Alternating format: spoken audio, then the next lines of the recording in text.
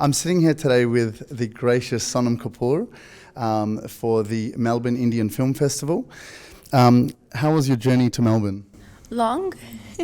First time to Australia? Yes. And did you travel with your dad? No, I didn't. He came like a couple of days earlier because he wanted to see a little more of Melbourne. Okay. And unfortunately, I didn't have the time, so I just came last night. Last night, okay. So you wouldn't have had much time to get much rest? No, not at all. But I'm fine right now, so. I wanted to ask you a question in regards to the Independence Day in India and what your view is about it. About Independence Day? Correct. Well, I think in a lot of ways I was actually having a conversation with someone and said that since India has become, independent, there are good things that have happened and there are not so great things that have happened, and we've actually not used our independence as well as we could have.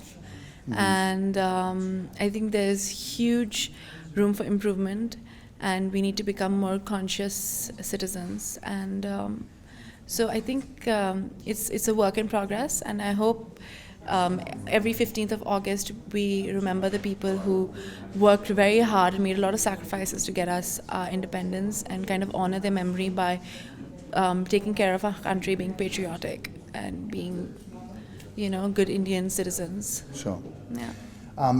Earlier in the press conference that we had, your father mentioned about family and how important it is for families to work together. Obviously, you being Mr. Kapoor's daughter, can you just give us a little bit of light on how it is like working within the family and also going into the same business that your dad has been in?